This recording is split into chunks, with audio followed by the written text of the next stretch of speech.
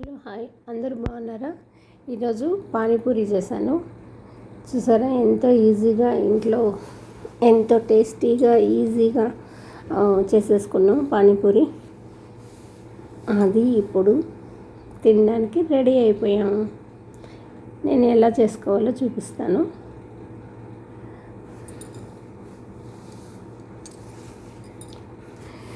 ఈ పానీపూరి ప్యాకెట్ ఏమో ఇక్కడ మార్కెట్లో దొరుకుతుంది కదా, సూపర్ మార్కెట్లో తీసుకొచ్చాము. కొత్తిమీర, పుదీనా, పచ్చిమిర్చి, చింతపండు రసము, ఉప్పు, కారం, జీరా పౌడర్, ధనియా పౌడర్, కొంచెం అల్లం, ఇవన్నీ వేసి ఇంగు కూడా వేసాను. ఇవన్నీ వేసి మనం పానీ తయారు చేసేసుకున్నాం. నెక్స్ట్ చెన్న అంటే వైట్ బటానీ వస్తాయి కదా, అవి, ఆలు, కొత్తిమీర, పుదీనా, టమాటా, ఆనియన్, ఇవి యాజ్ యూజువల్ కర్రీకి అనమాట. ఇప్పుడు ప్రిపరేషన్ చూద్దాం. ఫస్ట్ పచ్చిమిర్చి, ఇది జ్యూస్ లాగా మిక్సీ వేసేసుకోవాలి. పచ్చిమిర్చి వేసాను, సాల్ట్ వేసాను. ఇప్పుడు నేను ధనియా పొడి వేసాను, పెప్పర్ కూడా వేసాను, మిరియాల పొడి, ధనియాల పొడి, నెక్స్ట్ జీరా, ధనియా జీరా 2 మిక్స్ పౌడర్ అనమాట.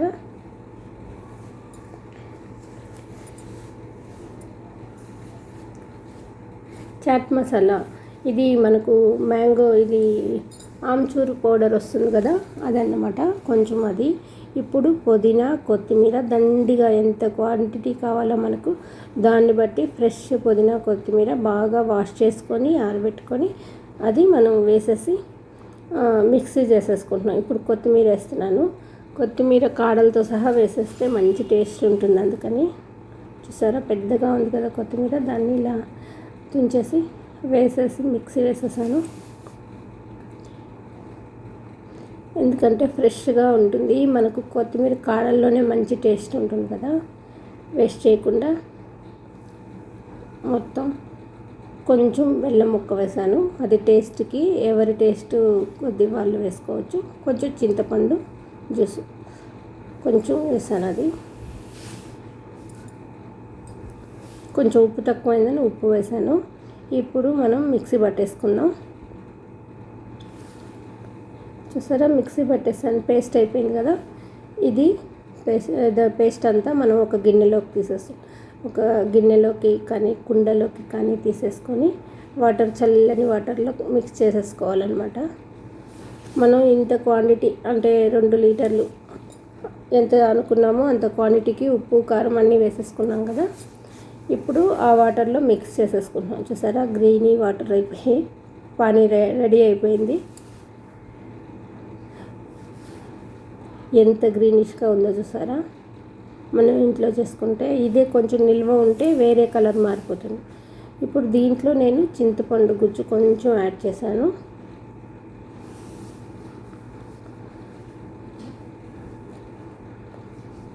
మనకి ఇది ఈవినింగ్ వరకు మంచిగా కలర్ మంచిగా ఉంటుంది, ఒక రోజంతా.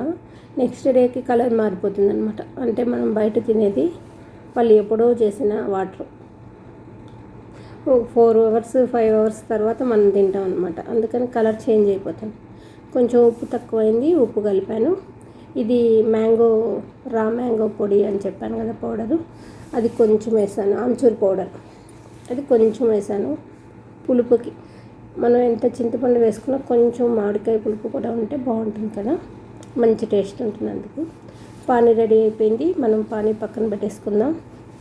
ఇప్పుడు దాంట్లోకి పానీపూరీలోకి కర్రీ ఎలాగో చూసుకుందాం.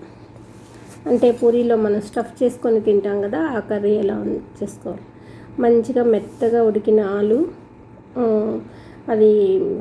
ఇది తీసేసి స్కిన్ తీసేసి మెత్తగా ఉడికించిన ఆలు, పుదీనా, కొత్తిమీర చాలా మెత్తగా ఉడికించాను చూసారా.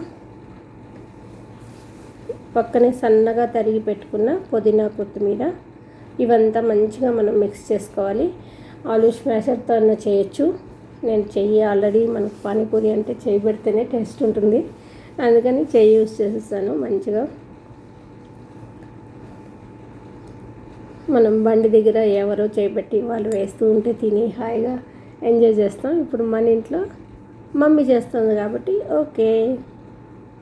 చూసారా మంచిగా ఉండలు లేకుండా, అది ముక్కలు లేకుండా మంచిగా మిక్స్ చేశాను. ఆ తర్వాత టమాటా, సన్నగా తరిగిన టమాటా, అది పూరీల్లో టమాటా కూడా వస్తే మంచి టేస్ట్ ఉంటుంది అనమాట, కొంచెం పుల్లగా అట్లా. ఆనియన్ ఇంకా యథావిధిగా పేస్దాలు ఉంటాం కదా బండి దగ్గర నిల్చున్నప్పుడు, అందుకని ఆనియన్ లేదే టేస్ట్ రాదు కాబట్టి ఆనియన్. ఇప్పుడు నేను అంటే తెల్ల బఠానీలు ఉడికించి అవి కొంచెం చేత్తో మెత్తగా చేస్తున్నాను అనమాట. ఎంత ఉడికినా మనం కొంచెం స్మాష్ చేస్తే బాగుంటుంది టేస్ట్. అవి మంచిగా మెత్తగా చేసేసి ఇప్పుడు మనకు కర్రీ కూడా రెడీ అయిపోయింది.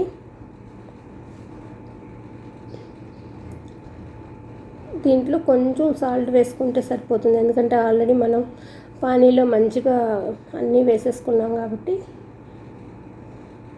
కొంచెం సాల్ట్ వేసాను.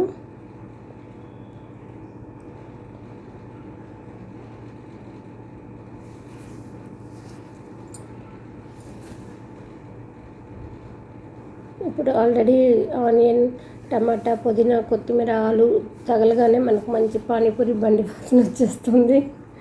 బండి దగ్గర నిల్చున్న స్మెల్ వచ్చేస్తుంది అన్నమాట.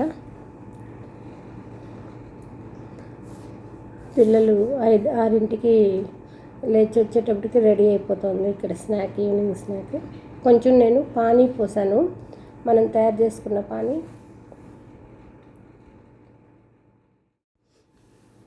మనం రెడీ చేసుకున్న పానీ కొంచెం దాంట్లో వేసుకొని మంచిగా మిక్స్ చేసుకుంటే ఆ స్మెల్ అనేది మంచిగా దీనికి కూడా పడుతుంది.